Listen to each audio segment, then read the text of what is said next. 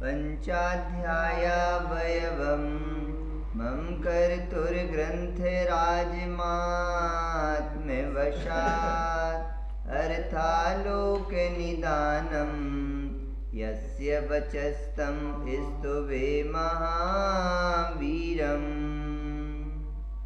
ओम नमः शिवाय। चलिए, विषय अपना चल रहा है ये पंचाध्यायी जी ग्रंथ के माध्यम से तीसरा अवान्तर अधिकार लिया है। पहला है सामान्य द्रव्य अवान्तर अधिकार, दूसरा है विशेष द्रव्य अवान्तर अधिकार, तीसरा है गुण अवान्तर अधिकार। अब उसके जो विशेष है 5 गुण पर्याय द्रव्यम उत्पाद वे ध्रुवयुक्तम सत सद्रव्य लक्षण।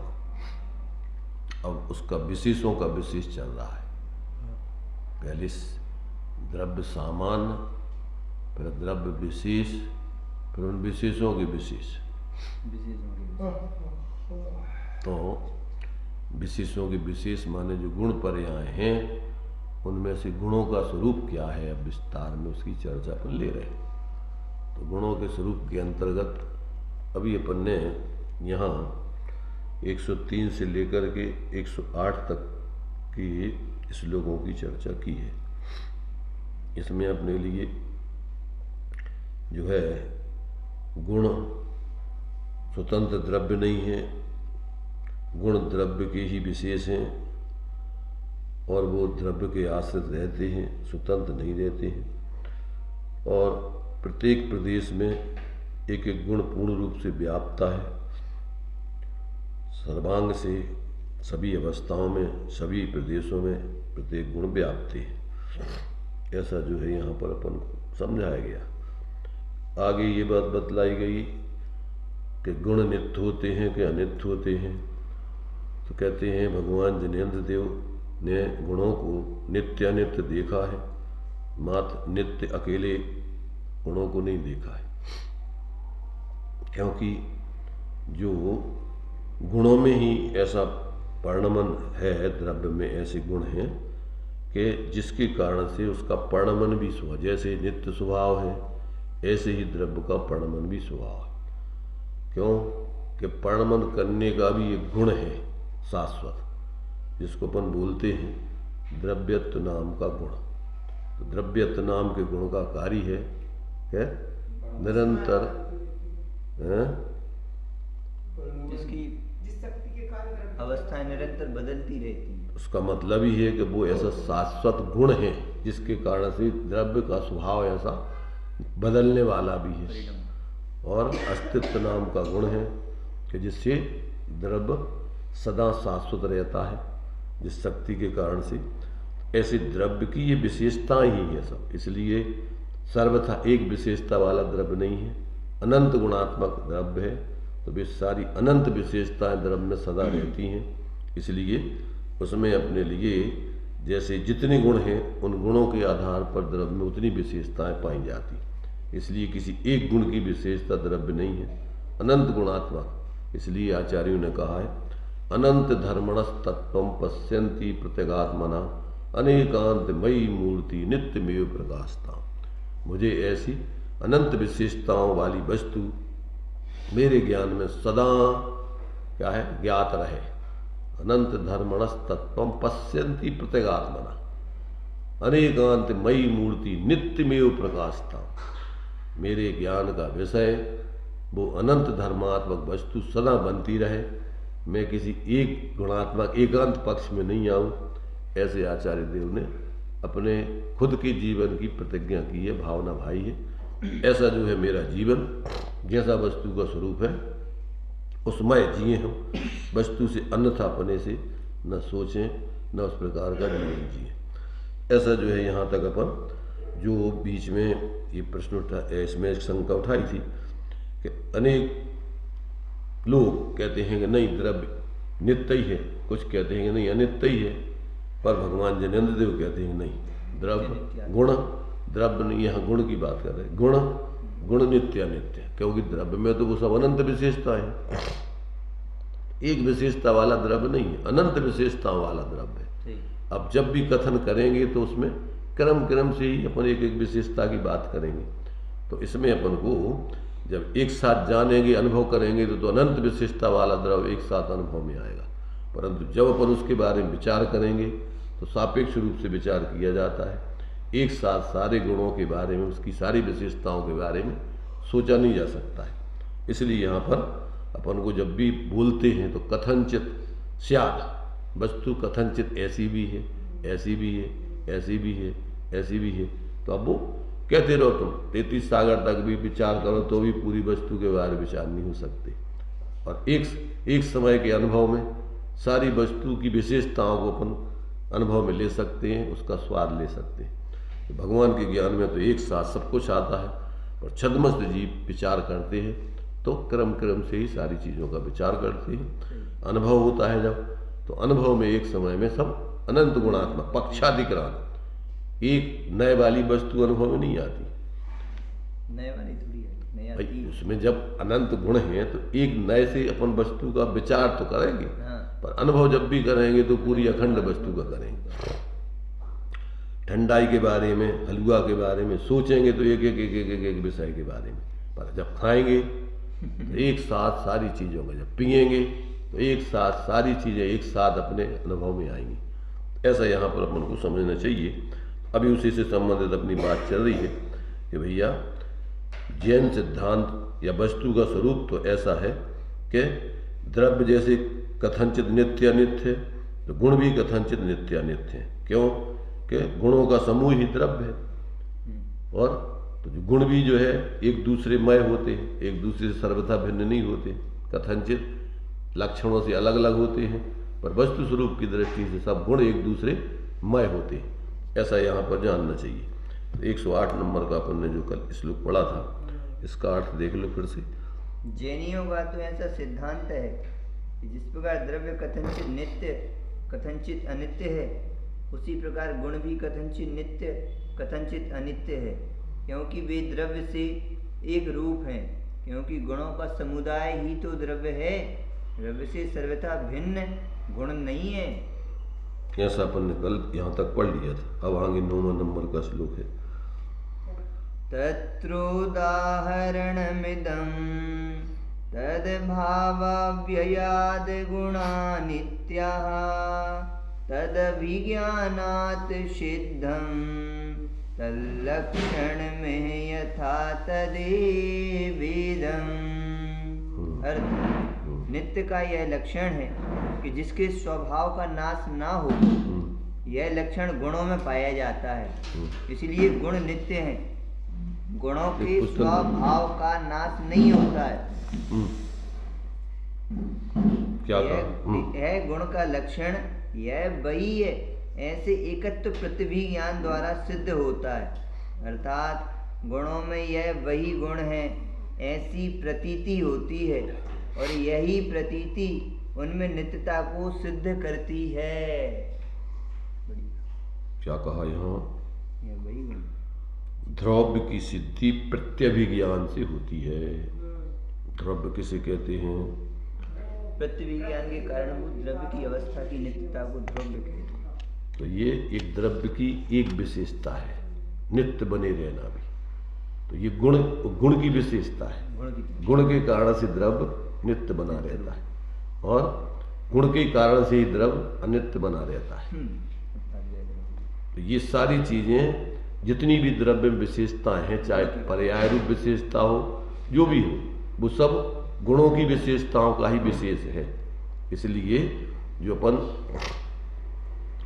परिणाम कहते हैं, अनंत गुणों के परिणमन को परिणाम कहते हैं। अकेले श्रद्धा गुण का परिणाम नहीं है। इसलिए जो अपन तीन भेद करते हैं, कायका अभिप्राय परिणाम क्रिया, तो अभिप्राय भी परिणाम का ही एक भेद है। कोई अलग से परिणाम, श्रद्धा गुण का परिणाम, वो भी परिणाम है सामान्य से।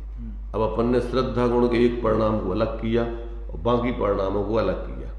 जैसे यहाँ पर प्रदेशत्व गुण के विकार को व्यंजन पर्याय कह दिया और बाकी गुणों की पर्याय को अर्थ पर्याय कह दिया, जबकि सारे गुणों का ही पर्याय परिणमन है पर्याय। मैंने अपन ने जो दो विभाग किए हैं वो प्रयोजनवशात किए हैं कि अपन को उसका जो है जब प्रदेशों का परिणमन बताना है तो उसको एक अलग कर दिया, और बाकी गुणों के परिणमन को बताना है तो उसके लिए अलग कर दिया। जैसे मान लीजिए अपन जैन और अजैन कह देते हैं, तो अजैन नाम की कोई जाति नहीं है, जो जैन नहीं सो सब अजैन। तो एक को अपन ने विशेष बताने के लिए बाकी सबको अजैन में डाल दिया। ऐसे ही अपन को एक गुण की विशेषता बताने के लिए बाकी गुणों को अपन ने एक खाते में डाल दिया, उसको अपन ने कह दिया अर्थ पर्याय। एक को कह दिया व्यंजन पर्याय, तो वो भी गुणों ही का परिणमन है और वो भी गुणों ही का परिणमन है। ऐसे ही अभिप्राय का परिणमन भी परिणाम ही का परिणाम ही है। अपन बोलते अभिप्राय परिणाम क्रिया, तो अभिप्राय कोई अलग चीज नहीं है, परिणाम का ही एक भेद है। श्रद्धा गुण के परिणाम को अभिप्राय कह दिया और बाकी गुणों के परिणाम को परिणाम कह दिया। समझे ना, परिणाम तो वो भी है, परंतु अपन को श्रद्धा गुण की विशेषता बताने के लिए अपन ने श्रद्धा गुण को अलग कर दिया, एक खाते में डाल दिया, और बाकी गुणों के परिणाम को अलग खाते में डाल दिया। तो वे सामान्य रूप से सब परिणाम है। इसी प्रकार से सम्यक दर्शन में अपन जब लेते हैं तो सम्यक दर्शन में जैसे मान लीजिए सम्यक जब अपन मोक्ष मार्ग लेते हैं तो अकेला दर्शन गुण की समीचीनता नहीं लेते। सम्यक दर्शन, सम्यक ज्ञान, सम्यक चार्य, सम्यक वीर और सर्वगुणांशु संकेत। मोक्ष मार्ग अकेले एक गुण के परिणमन का नाम नहीं है, सम्यक परिणमन का नाम नहीं है। सारे गुणों की समीचीनता स्वाश्रित रूप में होवे उसका नाम है मोक्ष मार्ग। मोक्ष मार्ग माने स्वाश्रय का मार्ग और मोह मार्ग माने पराश्रय का मार्ग। मोह मार्ग किसे कहते हैं? पराश्रित जीवन जीना मोह मार्ग और स्वाश्रित जीवन जीना मोक्ष मार्ग है, और पूर्ण स्वाश्रित हो जाना मोक्ष है। एक देश स्वाश्रित होना मोक्ष मार्ग है और पूर्ण स्वाश्रित हो जाना वो मोक्ष है। तो ये जो है अपन को कहाँ कौन सी बात किस विवक्षा से कही जा रही है वो अपन को समझना चाहिए। तो इसलिए जैसे अपन को श्रद्धा गुण का परिणमन है ऐसे ही अनंत गुणों का परिणमन है। तो एक शब्द में कहें तो आत्मा के सब परिणाम कहलाते, चाहे श्रद्धा गुण का परिणमन हो, चाहे चारित्र गुण का परिणमन हो, चाहे ज्ञान गुण का, सभी परिणाम उनकी सब गुणों का परिणमन परिणाम कहलाता, परिणाम परिणमन। तो ये जो है परिणाम माने होता है झुकना, नमना अपन बोलते ना, नमना, नमना हो, नमना माने झुकना। तो अब किस तरफ झुक रहे तुम? अपनी तरफ झुक रहे तो सम्यक परिणमन हो रहा है, सम्यक परिणाम है, और पर की तरफ झुक रहे तो मिथ्या परिणाम है, तो तुम्हारे विपरीत परिणाम। ऐसे भाव कह सकते हो, भाव कहो, परिणाम कहो, हालत कहो, हाँ जितने पर्याय के परिणाम नाम रहे हैं वो सब बोल सकते हैं, उसमें कोई बात नहीं। तो ये अपन को इन सब बातों का ध्यान रखना चाहिए। अब अपन को यहाँ पर देखिए ये कह रहे हैं कि 109 नंबर का कलश में क्या, इस श्लोक में क्या कह रहे हैं? नित्य का यह लक्षण है कि जिसके स्वभाव का नाश न हो, यह लक्षण गुणों में पाया जाता है, इसलिए गुण नित्य हैं। देखो यहाँ पर अपन को इसमें भी भेद करके समझना। यहाँ पर ये कह रहे हैं कि यह लक्षण, ये गुणों का लक्षण एक लक्षण है। ये कौन सा? नित्य पने का जो लक्षण है वो भी गुणों की एक विशेषता है, और अनित्य पने का लक्षण ये भी गुणों की एक विशेषता है। इसलिए जब अपन उसको गुणपना कहते हैं तो गुणपना अपन को एक रूप रहता है, और गुण जब सामान्य से कहेंगे तो उस गुणों में नित्यानित्यपना है। गुणपना, गुण का गुणपना, उसकी एक रूपपना बताना है वो। तो एक गुण के आधार पर अपन को गुण का गुणपना बताएंगे,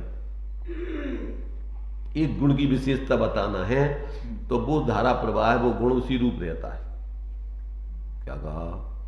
एक गुण की विशेषता बना, एक गुण की सिद्धि करना है, एक गुण की, और जब उसी गुणों में पर्याय की सिद्धि करना है तो अपने लिए गुणों का वर्णन एक रूपपना नहीं बताएंगे, फिर अनेक रूपपना बताएंगे। क्या बताएंगे? ऐसा कहो अपन, उसको अपन ऐसा कह सकते हो कि जब उस गुण की प्रसिद्धि करना है तो उस गुण की प्रसिद्धि में अपन एक रूपपना बताएंगे, जब उसी गुणों में अन्य गुणों की प्रसिद्धि करना है तो उसको अनेक रूप बताएंगे। क्या कहा? उसी गुण में अनेक गुणों की प्रसिद्धि करना है, हाँ, तो उसके लिए अनेकपना। उसमें अनेकपना, क्योंकि उस गुण में अनेक गुणों का रूप है। तो जब अपन उसमें अन्य गुणों की सिद्धि करना है तो उसमें एक परिणमन परे का स्वभाव है, क्योंकि उसमें द्रव्यत्व नाम का गुण भी विद्यमान है, अस्तित्व नाम का गुण भी विद्यमान है, वस्तुत्व नाम का गुण भी विद्यमान। तो जब अन्य गुणों की सिद्धि करेंगे तो उसमें अनेक पने की सिद्धि करेंगे, और जब उसी गुण की सिद्धि करना है तो उसमें एक पने की सिद्धि करेंगे। तो उसमें एक ज्ञान गुण की अपेक्षा से वो नित्य वही का वही रहेगा, ध्रुव रहेगा, उसमें दूसरापना नहीं आएगा। और जब अनेक गुण, उसमें दूसरे गुणों की सिद्धि करना है तो उसमें अनेक पना आएगा, अनित्यपना भी आएगा। क्यों? कि वो उसमें द्रव्यत्व नाम का गुण भी व्याप रहा है। अगर वो नहीं हो तो उसका परिणमन कैसे होगा उस गुण का? उसमें जो और विशेषता, अगर वो सर्वथा अलग ही उसको मानोगे आप तो फिर अलग द्रव्य बन जाएगा वो। अगर एक एक गुण को उसमें दूसरे गुणों की सिद्धि नहीं करोगे तो क्या होगा? प्रत्येक गुण द्रव्य बन जाएगा। इसलिए वो गुण अपनी अपेक्षा से वही का वही है, और अन्य गुणों की अपेक्षा वो अलग अलग है, वही का वही नहीं है। उसमें अस्तित्वपना भी है, वस्तुत्वपना भी है, द्रव्यत्वपना भी है, और वो नहीं होवे तो उसकी सत्ता ही नहीं रह सकती है ना। अगर उसमें अन्य गुणों का रूप नहीं हो गया तो उस गुण की सिद्धि नहीं होगी। विशेष पना में ये भी ले सकते हैं कि वो शुद्ध रूप परिणाम लिया है, शुद्ध रूप परिणाम लिया है। देखो, शुद्ध पने का भी अपन अभी रूप नहीं समझते। शुद्ध अपन जिसको कहते हैं, एक शब्द के अनेक अर्थ होते हैं। शुद्ध का अर्थ होता है उसी गुण रहना, अन्य गुण रूप नहीं होना। शुद्ध का अर्थ ये नहीं होता है कि उसका परिणमन नहीं होना। शुद्ध का क्या अर्थ होता है? शुद्ध माने निखालिस, एक ही वस्तु रहे। तो उसी वस्तु को, जैसे अपन को द्रव्य की शुद्धता जो कहते हैं, एक द्रव्य दूसरे द्रव्य रूप नहीं होना, ये द्रव्य की शुद्धता है। शुद्ध द्रव्य किसे कहते हैं? एक द्रव्य दूसरे द्रव्य रूप कभी नहीं होता, इसलिए द्रव्यार्थिक नय से द्रव्य शुद्ध रहता है। द्रव्य की शुद्धता ये नहीं है कि उसका विकारी परिणमन नहीं होता। एक विवक्षा वो भी है, जब परिणमन की अपेक्षा, पर्याय की अपेक्षा शुद्धता की बात करेंगे तो उसका स्वाश्रित परिणमन पूर्ण रूपेण वो पर्याय की शुद्धता है। ये द्रव्य की शुद्धता नहीं कहलाएगी। द्रव्य की शुद्धता क्या कहलाएगी?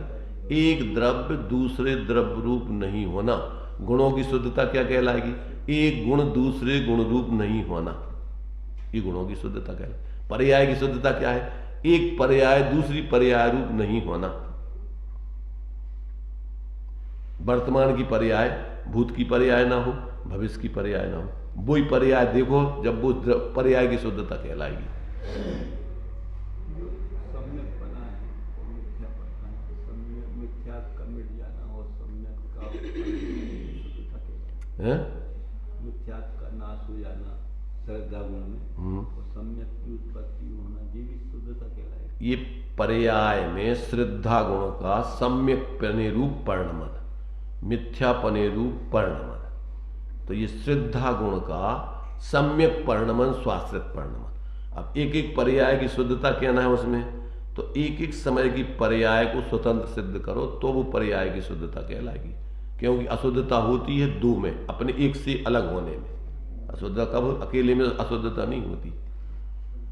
एक एक समय की पर्याय की अगर शुद्धता देखना है तो एक दूसरी पर्याय से उसकी भिन्नता देखो, वो कहलाएगी शुद्धता। अब परिणमन उसका सम्यक हो रहा है कि मिथ्या, ये दूसरी बात है। समझ में आ रही है? तो सम्यक परिणमन को भी अपन परिणमन की अपेक्षा शुद्धता कहेंगे, पर पर्याय की शुद्धता तो एक पर्याय दूसरी पर्याय रूप नहीं हो, तब उन पर्यायों की शुद्धता आप सिद्ध कर पाओगे, अनंत पर्याय सिद्ध कर पाओगे। अगर एक पर्याय दूसरी पर्याय मिला दोगे तो फिर अनंत पर्याय, भूत वर्तमान भविष्य की अनंत पर्याय सिद्ध कैसे होंगी? समझ में आ रहा? तो कौन सी विवक्षा से कौन सी बात चल रही? शास्त्रों में द्रव्य सदा शुद्ध रहता है, इसका मतलब क्या हुआ? समय सार जी की 6वीं गाथा में द्रव्य की शुद्धता में यही लिया है, अपनी गुण पर्यायों से अभिन्न पर द्रव्य गुण पर्यायों से भिन्न, उसका नाम द्रव्य की शुद्धता है। पढ़ा कि नहीं पढ़ा टीका में?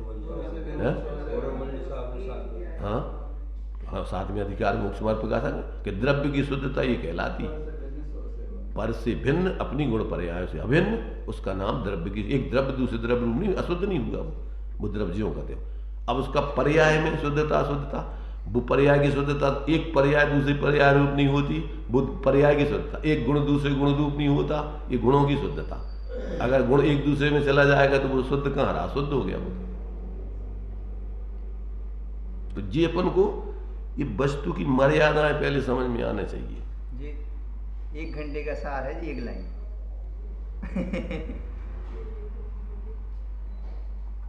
समझ में आ गया? एक वस्तु दूसरी वस्तु रूप कभी नहीं होती त्रिकाल में, ये द्रव्य की शुद्धता है। अपन जीव अपने जीव रहेंगे, दूसरे जीव नहीं हो सकते, पुद्गल नहीं हो सकते, धर्म द्रव्य नहीं हो सकते, अधर्म द्रव्य। अब अपन अभी क्या मानते? एक दूसरे में एक दूसरे को मिला करके अपन अशुद्धता क्या हो रही? देह जीव को एक गिने मानना होता नहीं है, मानना ये मिथ्या श्रद्धा तुम्हारी विपरीत हो गई, जानना ये ज्ञान तुम्हारा विपरीत हो गया, और उस रूप होने के लिए निरंतर पर की तरफ झुकते रहना, जड़ पर झुक झुक जाना, ये चारित्र की मिथ्या विपरीतता हो गई। ताकत तुम्हारी उसी में लगती रहे, ये वीर की विपरीतता हो गई। अपनी स्वरूप संरचना में नहीं लगना, ताकत पर की तरफ लगाना, इसका नाम वीर की विपरीतता हो गई। योगों की निश्चलता रेवे, ये योगों की शुद्धता है। योगों की चंचलता होती रहे, ये योगों की विपरीतता है। चंचलता विपरीतता है। और क्या चंचलता? योगों का चंचल होना ही है आत्मा का। भगवान में चंचलता रहती है। हाँ, तो भी अशुद्ध है अनंत भगवान। हाँ, तो योग संबंधी अगर अशुद्धता नहीं होती तो सिद्ध भगवान नहीं बन जाते। 13वें गुण स्थान में असिद्धपना है, अभी शुद्ध नहीं है अनंत भगवान, संसारी है अभी मुक्त नहीं है। अपन क्या समझ रहे? योग संबंधी अशुद्धता। हाँ, अब भैया शुद्धता तो बंद का कारण, बंद के हेतु 5 दिए हैं, तो योग बंद का हेतु दिया, तो उसमें क्या हो रहा है? योगों में अस्थिर हो रहे, चंचल हो रहे, वही अशुद्धता है उसकी। अभी अपन क्या है कि बहुत मोटी मोटी धारणाओं में जीते। सील के 18,000 दोष सिद्ध भगवान के सिद्ध होते हैं, अनंत भगवान में नहीं होते। अभी उनके अंदर दोष चल रहा है। सिद्ध भगवान, अरहंत भगवान, अनंत भगवान के निर्दोष, जो सील के 18 दोषों की निर्दोषता है 18,000, वे सिद्ध भगवान में सिद्ध होते हैं पूरे। ऐसा है, कथन होते हैं कई प्रकार से। एक उपचार का कथन होता है, एक परमार्थ का कथन होता है। वो उपचार से कहा है। भगवान अरहंत में लेस्या बताई है, और लेस्या की परिभाषा कहा है, कसाय से अनुरंजित है उनकी योगों की प्रवृत्ति, तो वो उपचार का कथन है। हाँ, अरे परम कहो कौन कहो, पर कसाय तुम लेस्या की परिभाषा बताओ पहले। तो लेस्या कैसे कहते हैं? कसाय से अनुरंजित परिणाम है, होते हैं कसाय से अनुरंजित परिणाम लगे। तो कौन से कथन किस विवक्षा से चल रहे? कसाय और योग। एक इंद्री, 2 इंद्री जीव कह रहे, मनुष्य जीव, त्रियन जीव कह रहे, तो ये क्या है? स्त्री पुरुष जीव कह रहे, तो ये क्या है? ये उपचार का कथन है, असद्भुत व्यवहार का कथन है, सही नहीं है। आत्मा कोई ना तो एक ही शरीर, आत्मा में जात है, आत्मा स्त्री पुरुष बनत है, ये सब उपचार का कथन है। और वे चूंकि लोक व्यवहार में आप जो अज्ञानी जीव बच्चा है, तो बच्चा को समझाने के लिए बच्चा की भाषा बोलना पड़ेगी। आप जहन अभी शक्य मणज्जम दृष्टांत दिया आचार्य देव ने, कि जैसे अनारी को समझाना है तो तुम्हें उसकी अनारी की भाषा बोलना पड़ेगी। बच्चे से काम कराना है तो उसकी भाषा से आपको बात करना पड़ेगी, जब वो समझेगा। जाओ बेटा अपनी मम्मी खुलवा लाओ, तुम कहोगे जाओ हमारी पत्नी खुलवा लाओ, तो कहाँ की तुम्हारी पत्नी? ये हमारी मम्मी आए, तो तुम क्या कहने पड़े कि अपनी मम्मी खुलवा लाओ जाओ। ऐसे व्यवहारी जीवों को समझाने के लिए आपको व्यवहार बताना पड़ेगा कि जो एक इंद्री, दो इंद्री, तीन इंद्री जीव है वो वास्तव में एक इंद्री, दो इंद्री, तीन इंद्री नहीं है, वो अनिंद्री है। जो घी का घड़ा है वास्तव में वो घड़ा का नहीं है, घी तुम्हारा मिट्टी, वो मिट्टी का है, घी का नहीं है। जो है परमार्थ को कथन, ये उपचार का कथन है, घी का घड़ा। तो अपन ने कहा मान लो, लोक में तो नहीं घड़ा खाओ करूंगा, जब घी को घड़ा है तो खाओ खिलाने। तुम्हें तो अपन माहिर है बहुत, वो घड़ा को कबो नहीं खाता, तुम्हें अंदर घी रखो उसको निकाले खात। ऐसे ही अपन आज तक जो है एक इंद्री, दो इंद्री, मनुष्य, त्रियन, जीव, तो आज तक अपन ने उस खोका में ये करते बुद्धि कर रही, वही को अपन जीव मानने लगे। अंदर में जीव को देखो ही नहीं है, जैसे घड़ा में घी रखो ऐसे ही अंदर शरीर के अंदर जीव है, अणुगुरु देह पे मानो। तो अपन ने आज तक जीव को खाओ नहीं है, आज तक ये शरीर को खावे के चक्कर में बने रहे, को चाटते रहे। तो ये सब पागलपन की स्थितियां हैं। मिथ्यात्व कैसे कहते हैं? देह जीव को एक गिने है, देह जीव एक होगा, मिथ्यात्व होगा। ऐसे ही कौन सा कथन उपचार का है, कौन सा कथन परमार्थ का है? अब शास्त्रों में तो सब कथन लिखे हुए हैं, अब उनके अगर अभिप्राय कि नया अर्थ, शब्दार्थ, नयार्थ, मतार्थ, आगमार्थ, भावार्थ, अब जब तक ये विवक्षा नहीं समझो तो क्या समझ में आ जाए तुम्हारी? ये कौन से नए का कथन है, ये किस विवक्षा से किया है?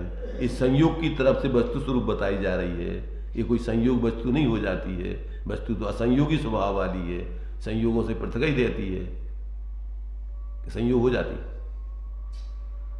तो ये कथन है सिर्फ व्यवहार से आपको समझाने के लिए। क्यों? कि बिना व्यवहार के परमार्थ समझाया नहीं जा सकता है। इसकी भी उपयोगिता है कि आपको आत्मा को ढूंढना है तो कहाँ ढूंढोगे? आसमान में, अलूकाकाश में, कि लोकाकाश में, इस शरीर में देखो, इस शरीर के अंदर देखो, आत्मा कहाँ रहता है? अणुगुरु देह प्रमाण, इस शरीर प्रमाण है, इस शरीर से भिन्न। तो इतना इस उपकार किया इसने कि तुम्हें दुनिया की भटकन से बचा दिया। अब तुम्हें इतने नजदीक इतने ढूंढने आत्मा। तो ये भी झूठा नहीं है, ये नजदीक संयोग की ये कौन सा कथन है? अनौपचारिक असद्भूत व्यवहार का कथन है। एक क्षेत्रावगाही संबंध वाली वस्तु को उस संयोग की तरफ से बताना, ये अनौपचारिक असद्भूत व्यवहार। असद्भूत, उससे सत्ता फिर भी उसकी भिन्न है, असत है, पर एक क्षेत्रावगाही संबंध है, नजदीकी, इसलिए अपन ने उसका कथन किया। सम्यक ज्ञान के अंतर्गत आते हैं सब नए, मिथ्या ज्ञान झूठा नए नहीं है ये। तुम सोचो व्यवहार नए झूठा है, तुम्हारी बुद्धि झूठी है। उस व्यवहार, वो तो कथन वही कह रहा है, अनौपचारिक असद्भुत व्यवहार नए, कि हम एक क्षेत्र अवगाह वाली वस्तु का कथन कर रहे हैं, हम असंयोगी वस्तु नहीं बता रहे। और सद्भुत व्यवहार क्या कह रहा है? कि हम अखंड वस्तु को खंड खंड करके बता रहे, अखंड वस्तु नहीं बता रहे। एक गुण को तुम वस्तु मत मान लेना, अकेली पर्याय को वस्तु मत मान लेना। कौन कह रहा है? वो नए कह रहा है कि हम अंश की तरफ से बात कर रहे हैं, अखंड वस्तु की, हम पूरी वस्तु की बात नहीं कर रहे। तो झूठा है नए व्यवहार, नए कितने % सही है? 100%। व्यवहार ने की अपेक्षा से 100% सत्य है। भाई वो ये कह रहा है कि हम असंयोगी वस्तु नहीं है, असंयोगी वस्तु की तरफ से कथन नहीं कर रहे, हम शरीर की तरफ से वस्तु को बता रहे। इन संयोग में वस्तु रह रही, इसमें देखो आप, और दुनिया में मत झांको। तो ये आपको पूरी यथार्थता बता रहा हूं मैं। अब ज्यादातर तो अपने दिमाग में ऐसी जो चीजें घुस गई हैं, अब उनको निकाल पाना किसी की बस की बात नहीं है। व्यवहार नए असत्यार्थ है। क्यों लिखा है? लिखा है, वो अपेक्षा समझिए नहीं को, तो किस अपेक्षा से लिखा? और अपन ने लिख मान लो कि वो तो असत्यार्थ है।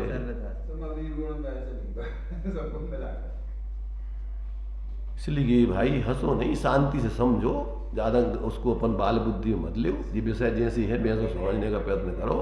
अपन ज़्यादा समझदार बने हुए हैं। अभी अपन सोच रहे हैं कि अपन तो सब समझ रहे हैं, इसलिए हंसी आती है अपन को समझने में। ऐसा लगता है कि दूसरे लोग नहीं समझते, हम तो सब जान रहे हैं। अपन को अभी जिनवाणी को पढ़ने की भी कला आ जाना बहुत बड़ी बात है। जिनवाणी को सुनने की कला भी आ जाए बहुत बड़ी बात है। सुनने में ही तुम्हारी मूर्ताएं खत्म हो जाएंगी अगर ईमानदारी से तुम सच्चे श्रोता बन के सुन लोगे तो। अभी अपन जो है अपात्र श्रोता बन करके जिनवाणी सुनते रहे आज तक, इसलिए आज समझ में नहीं आई अभी तक। समूषण में जितने जीव हैं जो पात्र बन के सुनते हैं उतने ही भगवान बन जाते सुनते सुनते। इसलिए अपन तो जो है मतलब जिस ऊंचाई से, जिस विधि से जो कार्य करना चाहिए वो नहीं किया आज तक। अपन ने बहुत प्रमाद किया, बहुत अपनी अपात्रता पूर्वक कार्य किए, इसलिए कोई कार्य सिद्ध नहीं हुआ। परेशान के परेशान है रात दिन। तो ये जो है अपन को शास्त्रों में जो भी कथन होते हैं उन कथनों के शब्दों को सही बाँचो, अर्थों के उसके सही समझो, विवक्षाओं को सही समझो, और उसमें से कौन सी दृष्टिकोण से किस नए का खंडन, अपने धर्म का यानी वस्तु स्वरूप का मंडन या मिथ्या मतों का खंडन करने के लिए बोला है वो समझो। पर उसमें से अपना भावार्थ, अपना आत्महित का प्रयोजन कैसे सदे सारांश रूप में फिर सभी उसमें से अपना प्रयोजन साधो, वो मूल है आखिरी में भावार्थ। कि जितना जो कुछ तुमने समझा शब्दों को, ये सब निक्षेप हैं, शब्दों के माध्यम से अर्थ को बताना है। तो वो आरोपित कथन है शब्दों में, शब्द कोई अर्थ नहीं होते। ये 2-2.5 शब्द लिखो है आत्मा, तो ये में आत्मा है, ये पे निक्षेप कर दो, इस आत्मा नाम के शब्द पे आत्मा को निक्षेप करो। इसके माध्यम से आप उस अर्थ को जानो, वाचक से वाच्य, जिस विषय को बताना है, जिस अर्थ को, उस शब्द से उसको देखो। इसलिए शब्दार्थ के बाद नया अर्थ, उस शब्द का सही पहले अर्थ, फिर उसका सही अर्थ, उसका विषय वो समझो, फिर उस बताने का प्रयोजन, और फिर वो कौन सी दृष्टि खंडन करने के लिए कि जो अन्य लोग मानते हैं उसके बारे में ये इस प्रकार से उसका अर्थ नहीं है जैसा वो मानते, तो उसका खंडन के लिए वो लिखा है कि अन्य लोगों का माना हुआ आत्मा, बौद्ध लोग आत्मा को सर्वथा अनित्य मानते हैं। तो ये क्या है कि ये आपका एकांत खंडन करने के लिए बौद्ध लोगों की मान्यता से आत्मा का स्वरूप बता रहे हैं, पर वो ऐसा है नहीं, इसके लिए बता रहे हैं। वो नहीं मान लेना कि वो तो जो तो लोगों का आत्मा अनित्य होता है, तो कौन की मान्यता है जो भगवान जिनेंद्र की है कि अन्य लोगों की मान्यता है। तो अब अपन समझो कि जो कौन से मत का कथन है, फिर अपन को में से अब क्या समझने कि भैया ये में से अपन को शब्दों के विकल्प छोड़ने और अपन को मत के विकल्प छोड़ने, नयों के भी विकल्प छोड़ने और मतों के भी विकल्प छोड़ने, और अपन को फिर आगम में से जो जो विवक्षाएं अनेकांत से बताई भी विकल्प भी छोड़ने, और अपन को प्रयोजन साधने के लिए अखंड वस्तु को देख करके उसका आश्रय करके निर्विकल्प होना है, और उसके आश्रय से मोक्ष मार्ग सिद्ध करना है। आगमार्थ में मिलाना है कि आगमार्थ में आगम में जितने तरीके से कथन किए गए हैं, उपचर, असद्भूत, सद्भूत आदि आदि जितनी विवक्षाएं हैं वे सब आगम में मिलेंगी। अब उस आगम में से भी सारे जो समझ लो अपन ने सब प्रकार से, अब उससे अपन उन विकल्पों को छोड़ के प्रयोजन साधवे के लाने अपन अपनी अखंड वस्तु को देखो, ही के लाने सब कथन थे, ये सब अपने स्वरूप को सबसे भिन्न बताना था। क्या बताना था? निज को निज पर को पर जान, फिर दुख का नहीं लेस निदान। तो दुख दूर करना अपना प्रयोजन है। ये त्रिभुवन में जीवनन सुख चाहे दुखते भय मन। तो सुखी होने के लिए आप क्या करो? सुखी होने के लिए आप सब विकल्पों को छोड़ के, भेदों को भी छोड़ के, क्या राग रंग और भेद भाव से भी मैं भिन्न निराला हूं, मैं हूं अखंड चैतन्य रूप, निज रस में रमने वाला। जो ई के लाने है सब जितो भी व्यापार है, अब उसमें से अपन जो निकालो और फिर अपने को एक देखिए जानिए, रम रही एक ठोर, समल अमल, भेदा भेद, नित्या नित्य आदि कुछ न विचारिए, बस यही सिद्धि नहीं हो।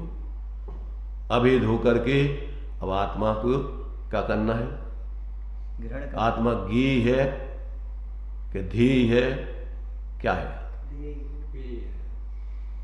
ऐसा पियो आप गुट गट गट गट अपने आत्मा को पी है। तो अब अपन को आत्मा के बारे में ऐसा बोलत नहीं है विकल्पों में कि गे है कि ध्येय है कि ही है, तो अब उसको आराम से पियत जाओ। जैसे अपन बढ़िया ठंडाई पीते हैं गट गट गट गट, ऐसे अपने स्वरूप का भेद हो के बस पियो। अब बोलने की जरूरत नहीं है, पीते समय बोलोगे तो पी नहीं पाओगे, आनंद नहीं ले पाओगे। सही बात। इसलिए ये अपन को सारी बातें मूर्ख हो तुम, पियो है तुमने तुम आदमी झूठी बोल रहा है, बिल्कुल 100% झूठ। बिना रोटी खाए के जिनने नहीं भर रहा। जिनने पियो है उनने आज तक ऐसी कही नहीं है जैसी तुम कह रहे थे आनंद नहीं आता। जिनने पिया है तो भी कह रहे भी तो जा कह रहे कि जब ने जातम अनुभव आवे तब और कछु ना सुहावे, रस नीरस हो जात तत्क्षण अक्ष विषयनी भावे, गोष्ठी कथा कौतूहल बिगटे पुद्गल प्रीत नसावे। जब तो भी झूठे हैं कि तुम झूठे हो? कौन झूठा है? वे बोलो, झूठे भी झूठे हैं कि तुम झूठे हो? झूठे कह तो नहीं बन रहा, हम झूठे हैं कैसे? हम अपनी बुराई बता नहीं सकत, अब दूसरों की बुराई बताएंगे तो झूठ महापाप लगेगा, दुर्गति के पात्र बन जाए। मान लो। तो इसलिए आज तक अपन ने आत्मा की तरफ टेढ़ी निगाह से भी नहीं देखा, फूटी आंखों से भी। चेतन बोली अकेले झूठे अकेले धर्मात्मा दिखाने का प्रयत्न किया है बाहर से दुनिया की देखो की उठा पटक करके। सच्चे अर्थों में स्वरूप का अनुभव करके पी करके आज तक धर्मात्मा नहीं बने।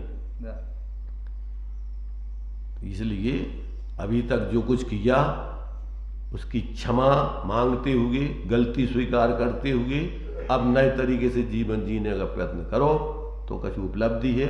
और अपने हटा कर सब सुन के सब करते हुए फिर वही अपनी दुराग्रह हटा कर करते रहो धर्म के नाम पे, तो फिर बहुत दुर्दशा होगी। बढ़ना मानी जेठों की सीख, ऐसी दुर्दशा होगी। भीख मांगते रहे अनादिकाल से और मांगते रहोगे सुख की दुनिया से। चाहे तुम कोई के सामने खड़े रहो, चाहे भगवान के सामने पत्रा लेकर खड़े रहो भीख मांगने को, और चाहे जिनमानी के सामने तुम्हें भीख नहीं मिलेगी वहां से। वहां तो तुम्हारे ने दे दी सबको अपनी निधि, सबको दे दी सबकी निधियां, उनने तुम्हें अपनी निधि कोई को नहीं दी, न दे सकते हैं, व्यवस्था नहीं है। जो अपनी निधि को भोग रहे, तुम्हें तुम्हारी निधि बता देगी भैया, तुम्हारी तुम उतर देखो, हमारी तरफ मत देखो, तुम्हारा भोग अंदर में तुम करो, हम अपनो भोग कर रहे। दूसरों की थाली में पातल में देख के नियत खराब मत करो। तुम्हारी पातल में भी उतना ही माल है जितना हमारी पातल में रखो, बहुत बढ़िया कि नहीं रखो। तो अपनी क्या है, खोटी आदमियों की नियत का हो कि वो दूसरों की पातल में देखा दे यार इनकी पातल में कुछ ज्यादा है, हमारी पातल में कम है। सब एक ऐसे लड्डू बने हैं, एक ऐसी सबको मिठाई परसी गई। प्रकृति ने कोई अन्याय नहीं करो कि तुम्हारी आत्मा हो कछु अलग कर दो, उनकी आत्मा हो अलग कर दो। सबकी आत्मा एक ऐसी है, जो निगोद में सो ही मुझ में सो ही मोक्ष मजार, निश्चय भेद कछु भी नहीं। तब तुम दूसरों की तरफ नियत खराब कर रहे, काहे हो कर रहे? दूसरों की थाली में देख रहे, ये देखना अपराध है, नियत खोरी है। तो ईमानदारी से आप, तुम्हारे पास जो है वो उसका सेवन करो, उसमें तुम्हें पूर्ण संतुष्टि है मिलेगी। तो ये जो है, ये जीव की जो खोटी आदत पड़ी है, कुटेव बोलते हो तुम होते राग से जग में रुले मिले सरागी देव, भीतराग भेंटो अबे भेंट था उनने तो तुम्हें दे दी जक्कू जक्की नहीं दी। अब फिर वो क्या बोल रहा है कि भेंट हो गए। जब रागी जीवे दोषी देवी देवताओं से तुम्हारा मिलन भाव और राग, तुम उनमें राग में फंसे रहे, तो अब तो तुम्हारी भीतराग से भेंट हो गई, तो अब तो उनने दे दी तुम्हें, तुम्हारी नहीं दी, अब तो भोगो। अब फिर भी तुम बुत ही बोला तो रोजीना को रोजीना। इसलिए ये सब बातें समझ करके गंभीरता से जीने लायक हैं, बचकानी हरकतें छोड़ने लायक हैं। चलिए, तो यहाँ अपन को ये बताया है कि जब उस गुण का गुणपने से लक्षण करते हैं, गुणपने से, तो क्या होता है कि वो ध्रुव दिखाई देता है। बोई का बोई, बोई का बोई, सब पर्यायों में बोई का बोई, बोई का बोई। तो पर्याय की अपेक्षा जब देखते हैं तो भेदों की अपेक्षा वो अन्य दिखाई देता है। क्या दिखाई देता है? नित्य नित्य। मैंने अपन अब जब उसमें क्या है, भेदों की तरफ से देखते हैं, पर्याय की तरफ से देखते हैं। पर्याय का अर्थ होता है भेद, परिसमन्तात् भेदम गच्छति इति पर्याय। तो उसमें जब अपन अन्य गुणों की अपेक्षा उसको देखते हैं तो उसमें अनेक रूप दिखाई देता है। वो गुण कैसा दिखता है? एक रूप नहीं दिखता, फिर अनेक रूप दिखाई देता है। समझ में आ रहा हो कि नहीं? अनेक गुणों की अपेक्षा, अनेक गुणों की अपेक्षा वो अनेक रूप दिखाई देगा कि नहीं? उसमें अस्तित्व भी दिखेगा, अवस्थित्व भी देगा, द्रव्यत्व भी दिखेगा, प्रदेशत्व भी दिखेगा, प्रमेयत्व भी दिखेगा। उसमें अनंत गुण दिखाई देंगे। एक गुण नहीं दिखेंगे क्या? एक गुण में अलग अलग, अगर भी अलग ही अलग बनी रहेंगे तो फिर द्रव्य बन पाएगा? वो द्रव्य किसे कहते हैं? गुणों के समूह। अनंत गुणों का पिंड है द्रव्य। जैसे असंख्यात प्रदेशों का पिंड द्रव्य है। एक एक प्रदेश को अलग ही अलग देखते रहोगे तो एक द्रव्य सिद्ध कर पाओगे? प्रदेश अलग अलग सर्वथा नहीं है, व्यवहार से है, समझाने के लिए है, परमार्थ से वो अखंड है। तो ऐसे ही प्रत्येक गुण परमार्थ से अनंत गुणात्मक है। व्यवहार में एक एक गुण का लक्षण अलग अलग है। इसलिए वो अपन को क्या है, जिस विवक्षा से जो कथन किया जाता है वो विवक्षा अपन को समझना चाहिए। तो यहाँ पर जब अपन उस द्रव्य का पर्टिकुलर लक्षण करते हैं तो उसमें वही गुण दिखाई देता है, वो नित्य। धारा प्रवाह ज्ञान ही रूप दिखेगा, अन्य गुण रूप दिखाई नहीं देगा। और जब पर्यार्थिक न्याय से देखेंगे तो वो अन्य दिखाई देगा। आ रहा कि नहीं? इसलिए वस्तु कैसी है? एक रूप भी है, हाँ, एक रूप भी है, अनेक रूप भी है, उभय रूप भी है, अनुभय रूप भी है। चारों दृष्टिकोणों से जब तक नहीं देखोगे तब तक एकांत खड़ा होगा। सर्वथा एक रूप देखना एकांत, सर्वथा अनेक रूप देखना एकांत, सर्वथा उभय रूप देखना एकांत, सर्वथा अनुभय रूप देखना एकांत। सर्वथा की व्यवस्था नहीं, स्यात् की व्यवस्था। अभी जो आपने जो बताया था ना कि एक पर्याय दूसरे पर्याय रूप नहीं होती, उसका शुद्धपना है। ठीक है। और जो पर्याय में जो परिणमन हो रहा है, तो ऐसे बात में श्रद्धा नाम का गुण है। हाँ, श्रद्धा नाम का गुण है। अब उसकी पर्याय हो रही है। कौन सी पर्याय हो रही है उसकी? श्रद्धा नाम के गुण की। तो अगर श्रद्धा को ऐसा है, अगर श्रद्धा नाम की गुण को तुम द्रव्यत्व नाम के गुण में नहीं देखोगे तो परिणमन कैसे होगा उसका? अगर श्रद्धा नाम की आप गुण को अगर आप द्रव्यत्व गुण के आधार से नहीं देखोगे तो उसका परिणमन कैसे होगा? उसका परिणमन कैसे हुई है? अन्य गुण उसमें देखोगे जब ही परिणमन हुई है तो उसमें परिणमन की अनित्य भी होगा। वो अपनी अपेक्षा से श्रद्धा ही रूप है, पर अन्य गुणों की अपेक्षा अन्य रूप भी हो रहा।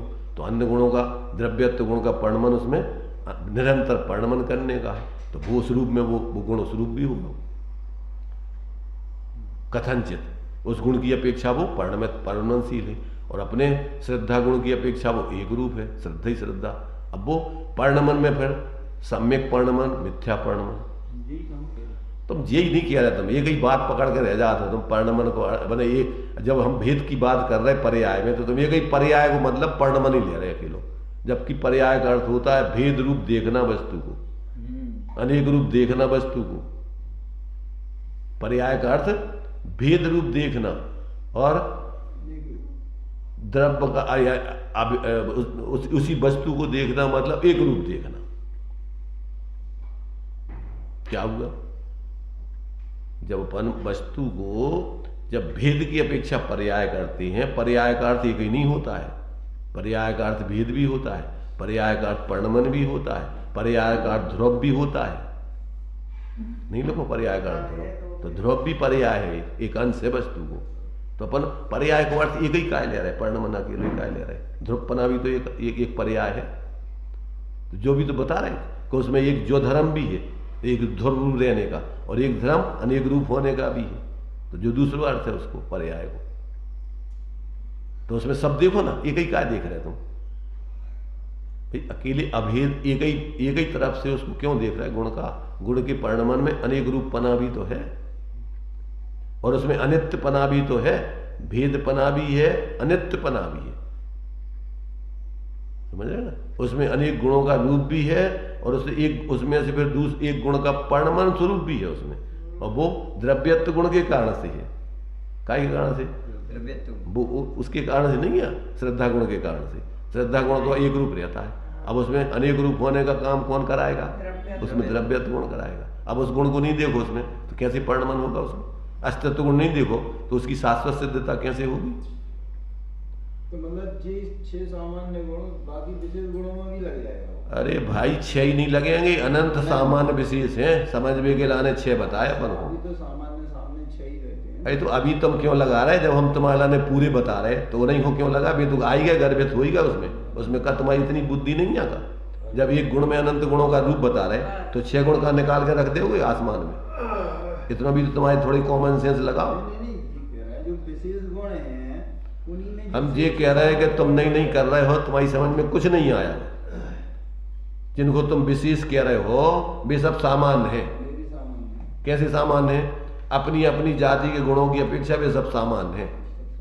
अन्य जाति के द्रव्यों की अपेक्षा उनको विशेष कह रहे हैं। तो ये सामान्य विशेष भी सापेक्ष हैं, निरपेक्ष नहीं है। अपन ने तो ऐसे खाके के लिए बना ले बचकानी, और बचकानी खाकों से हटना हमारे बहुत परेशानी होगा।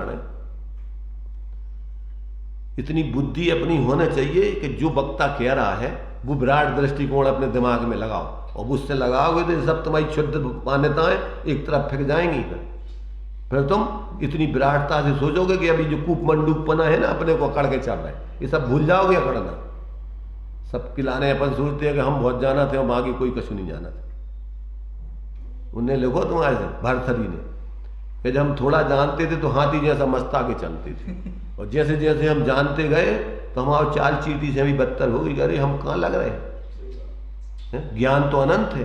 गणधर भगवान हाथ जोड़े बैठे थे 4 ज्ञान की धरी, और अपने पास तो 4 ज्ञान क्या मिथ्या ज्ञान है, और उनमें अपन चल रहे मस्ता के हाथी जैसे। जितने जितना तुम्हारा ज्ञान का विकास होता जाएगा उतने उतने विनम्र होते जाओगे। ज्ञान से विनम्रता आती है, दंभ नहीं आता है। दंभ आ रहा है तो कसायों की ऊर्धता हो रही है तुमने। मान कसाय की ऊर्धता है, कछु भी रूप में तुम्हें दम भारा अकड़ के चल रहे बड़े, कछु भी चीज में बहुत मोटे मोटे तनक से तुमने कछु क्रिया कर ली, कछु करने लगे, तुम सोच रहे कि हम बहुत बड़े धर्मात्मा, और फिर किसी की नहीं सुन रहे, तुम अकड़ के अपनो काम कर रहे थे। जो नहीं देख रहे कि ये भी भगवान है साहब, इनको अपमान कर रहे, ये तो अपन उपचार से भगवान बिठाए, इनके निमित्त से अपन को विनम्र बनने, दम भी नहीं बनने कि इनको कछु क्रिया करने लगे तो हम ज्यादा धर्मात्मा हो गए, वो कोई कछु बाहर से नहीं कर रहा तो अपन वो कम धर्मात्मा। तो अपन ने जी औपचारिक धर्म में अपन ने मान लो कि हम बहुत बड़े धर्मात्मा बन गए, और जो पारमार्थिक धर्म है जो साक्षात भगवान है उनकी तरफ नहीं देख रहे अपन, उनका अभिनय कर रहे। तो जो बहुत बड़ा भगवान के वचनों का अभिनय है कि भैया जीव मात्र को तुम अपने समान समझो, अपने को विशेष मत समझो। और जब ऐसा समझोगे तो जब तुम्हारी जब विशेषता है, ई में तुम्हारी श्रेष्ठता है। ई में श्रेष्ठता नहीं है अगर तुम दूसरों से अपने को विशेष बताओ, ई में श्रेष्ठता नहीं है, ई में निकृष्टता है जीव की।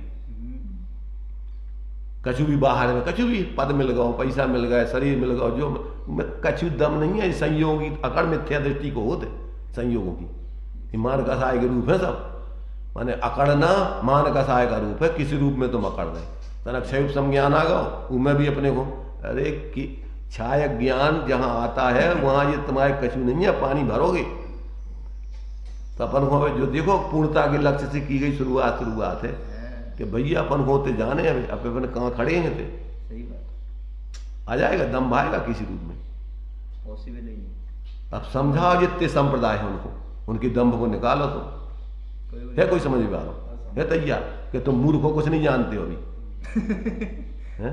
अगर कोई से कह दो तो 1 मिनट में देखो अबे लड़वे खड़ो तैयार हो कि तुम पंडित नहीं हो, मूर्ख हो। अबे कोई से कह दो अबे तुम इन पंडितों से का हुई है दशा उनकी।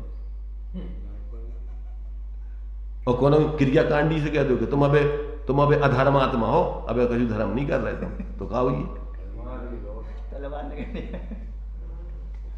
ये जो है ये सब बात है बहुत अपन को देखो दूसरों को अपन समझा नहीं सका, वस्तु व्यवस्था जा है।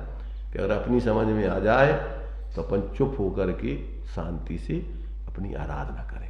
इस पर्याय में जितना अपन अपना विकास कर सकते हैं, जितनी परिणामों की विशुद्धता बना सकते हैं, उतना बनाने का प्रयत्न करें, क्योंकि अभी इस काल में पूर्ण शुद्धि नहीं हो पाई, पर बहुत हो जाए, बहुत हो सकती है अगर ईमानदारी से साधना करें धर्म की। सारे मतांतर पक्षपात सब छोड़ के व्यक्ति का समर्थन, एक व्यक्ति कोई महान नहीं है, वे व्यक्ति है महान तो अपने लाने, तुम्हारे लाने तो तुम्हारा हित महान है, वो अपने स्वरूप के आश्रय से होता है, तो उनसे प्रेरणा लो, पर उसके अंधे पक्षपाती बन के दूसरों के लाने गलत मत समझो। सही बात। ऐसे मूर्ख लोग इस काल में, उनके समान तो दूसरा हो ही नहीं सकता धर्मात्मा, और सम्यक दृष्टि हो ही नहीं सकती। तुम्हारी बुद्धि खराब है, तुमने अनंत ज्ञानियों का अपमान किया, सही बात है। तुम कभी धर्मात्मा नहीं बन सकते हो। ऐसा जो व्यक्ति एक एक व्यक्ति का पक्ष लेके अनंत ज्ञानियों का अभिनय करता है, वो ऐसा बोल करके, ज्ञानी तुम्हें ये अधिकार नहीं है कि तुम जिसको तुम मान रहे हो उससे लाभ लो, पर ये अधिकार नहीं है कि दूसरों को तुम उससे नीचा कहो। ये अधिकार है किसी को? पर कितने लोग हैं ऐसे कि जो अपने अपने अनुयायी को सबसे श्रेष्ठ बता के और दूसरों का अभिनय करते, अभिनय नहीं करते। जितने जितने सांप्रदायिक व्यक्ति हैं वे क्या नहीं करते, सबका अभिनय करते, सब ज्ञानियों, अनंत ज्ञानियों का अभिनय करते, एक ही और दूसरा हो ही नहीं सकता, न भूतो न भविष्य। वाह बारे वाह, अनंत सिद्ध हो गए, अनंत सिद्ध होने वे सब एक तरफ पटक दे तुमने। मतलब क्या है, अज्ञानता में व्यक्ति कितना पाप करता है, और वो सोचता है कि अपने अपने मूड़ों को इकट्ठो कर लो और उनमें माला पहन लो, पहना दो, बस हो गया, अहो रूपम अहोसरा, अरे अहो ध्वनि। तो क्या है सब, एक दूसरे की झूठे झूठे प्रशंसा करके और मान कसाय का पोषण कर दो और मरो। क्या होना उसे जा बताओ।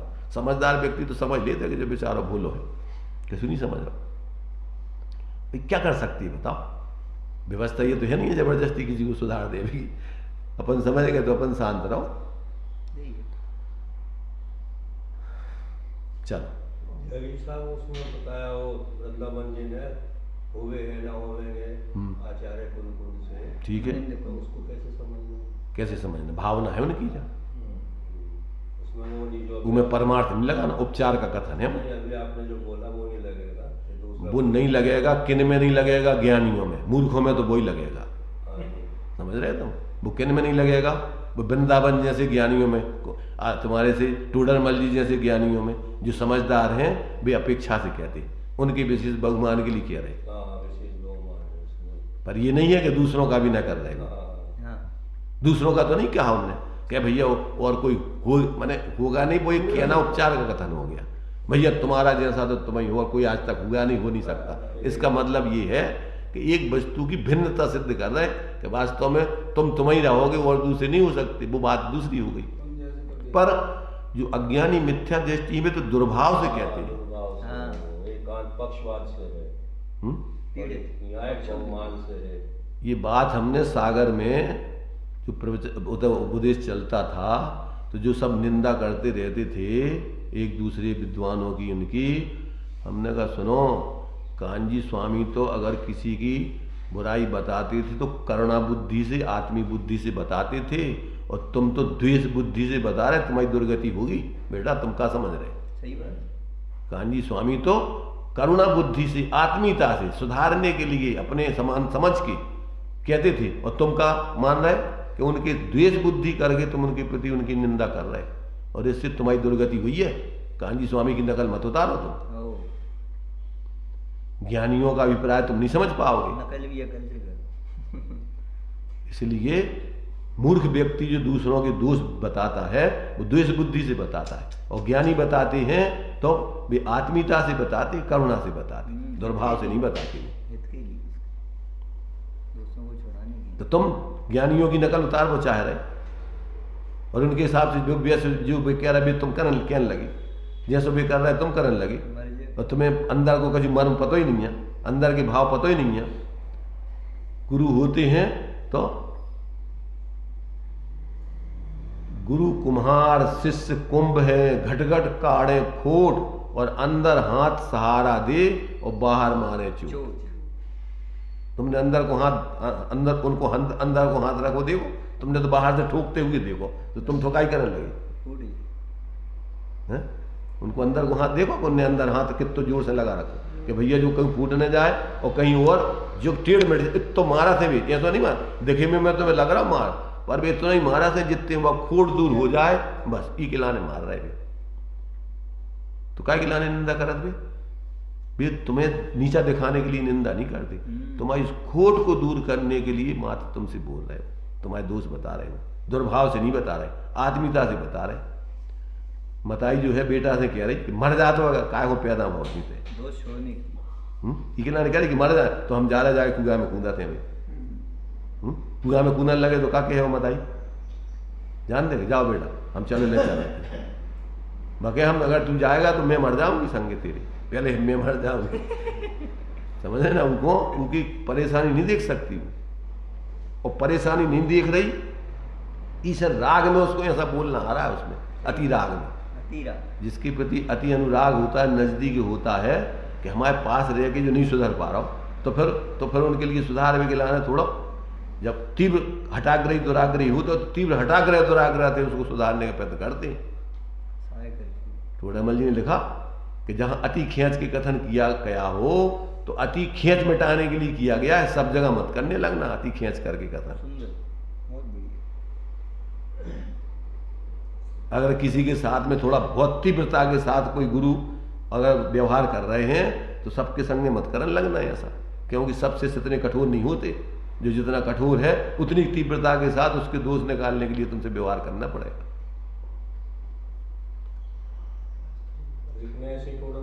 के बारे में बोला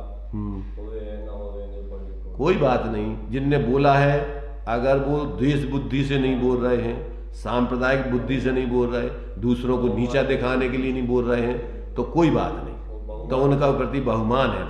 जो विषय पढ़ा अपने लिए पहली बार पता लगा तो बहुमान आता है ज्ञानियों को। सही बात।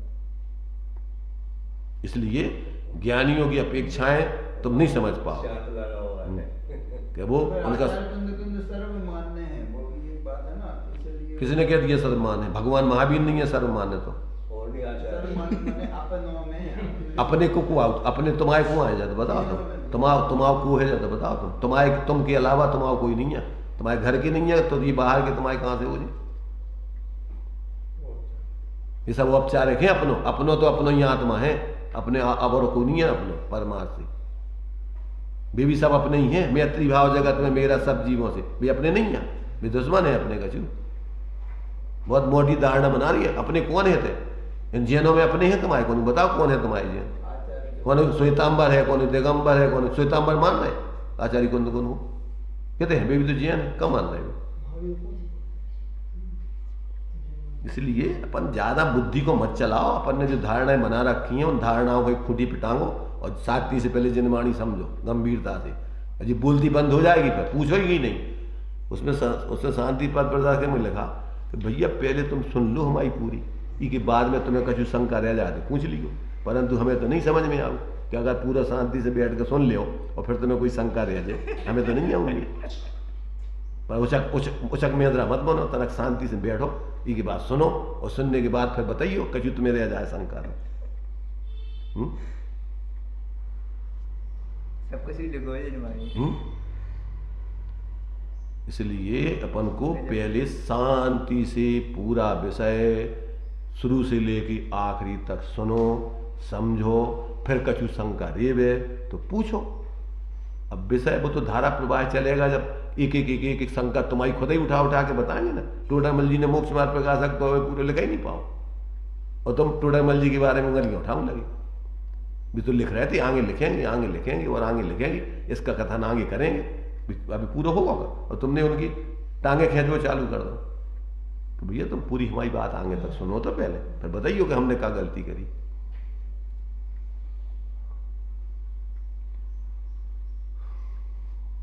तो ये जो है तुम्हारा जो है ये कई श्लोक का अर्थ अभी अपना हो नहीं पाया पूरा। कछु बात नहीं, कछु बात का नहीं है, सब कुछ बात है नहीं हो पाओ। तो ये जो है विवक्षाएं अपन को शास्त्रों में समझना, इसलिए ये लिखा हुआ है। ज्ञानी तो ये कहते हैं ज्ञानियों के एक एक वचन में अनंत आगम समाये रहते, अनंत संधि को लिए हुए होते एक एक वचन उनके। वो एक वचन अकेले एक वचन नहीं है, उनमें अनंत विवक्षाएं गर्भित हैं।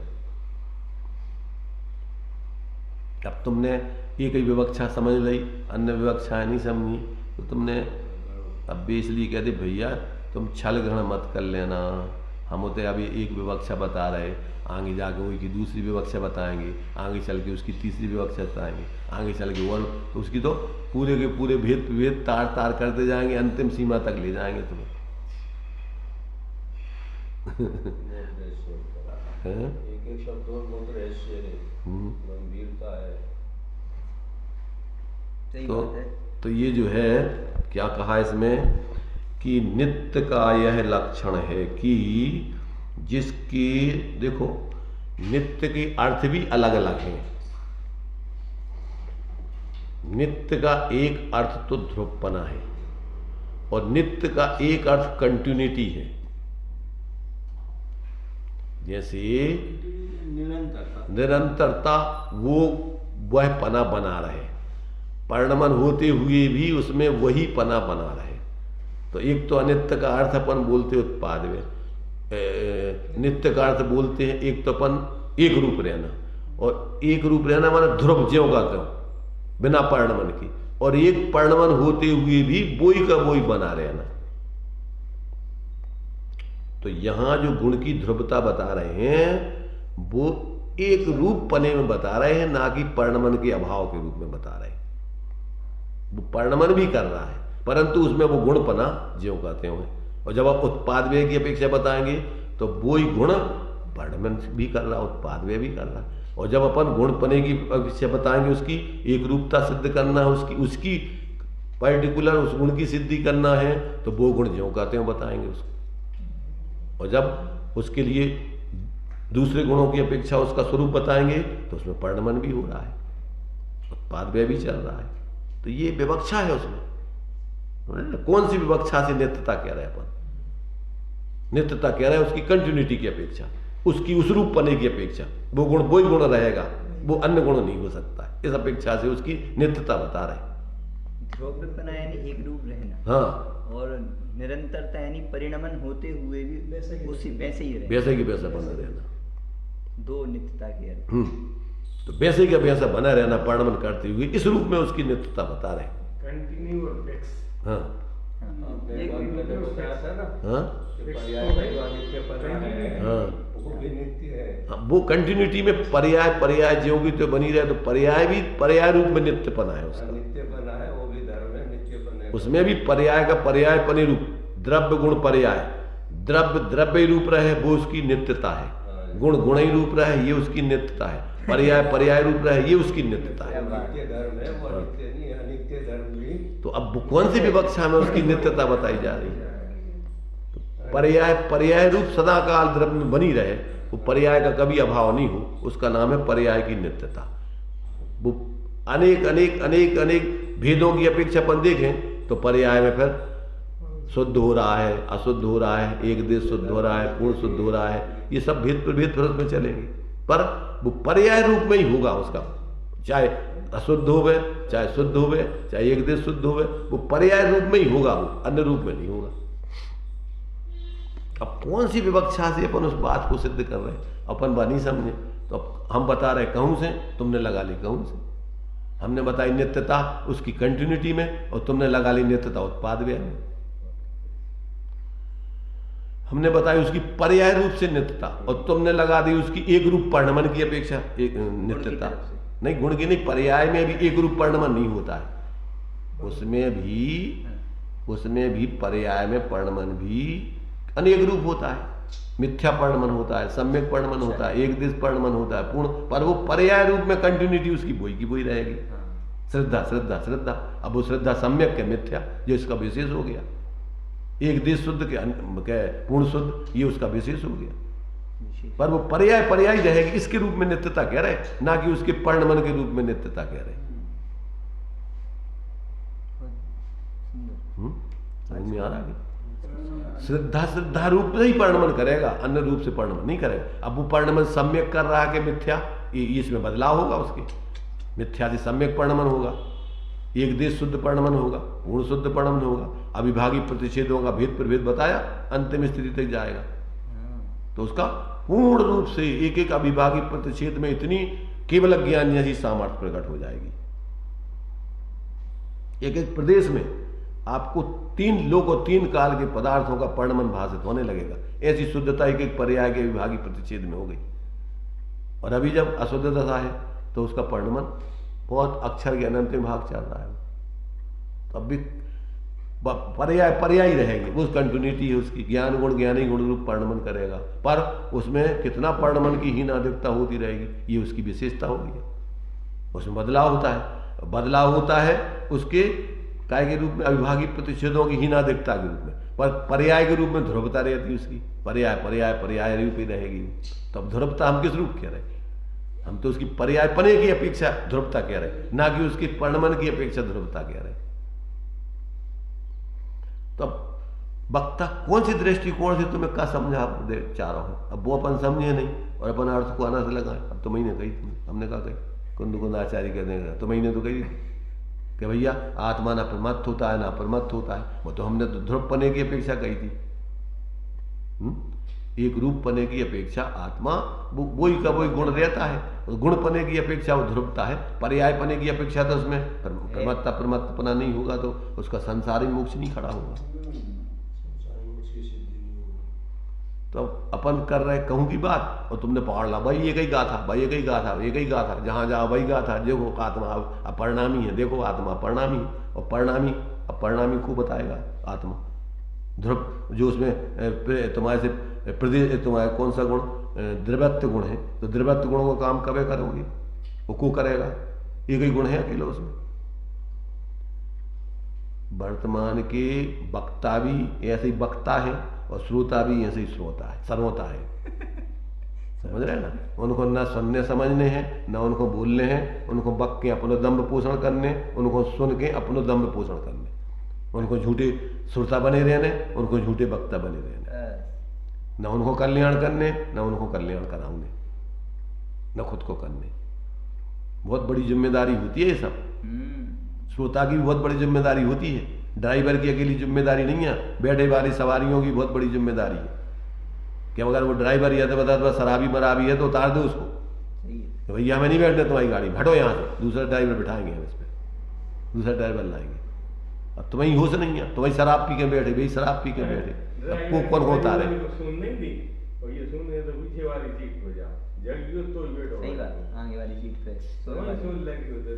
तब दो ही नशेल चाहिए, अब दो ही नशेल चाहिए तो क्या हो गया? जाए बताओ, उनको ही होश नहीं है कि गाड़ी कहाँ जा रही, और उनको ही होश नहीं है कहाँ चला रहे हैं। चलो नहीं विश्राम करें।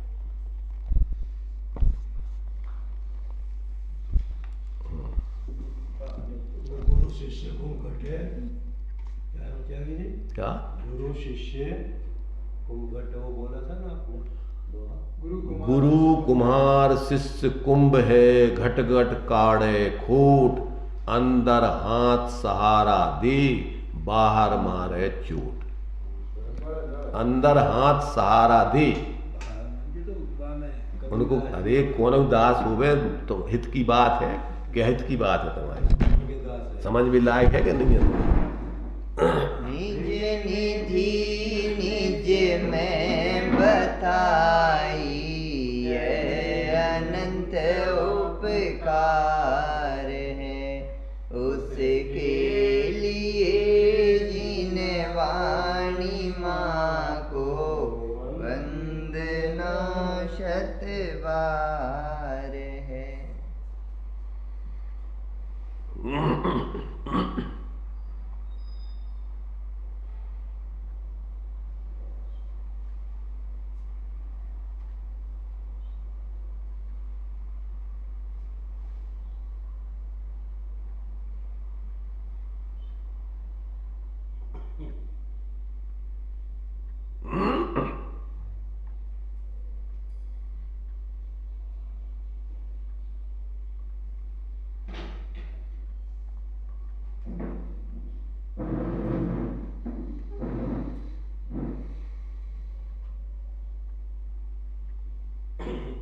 शांतमयी जिनवाणी माता की जय हो।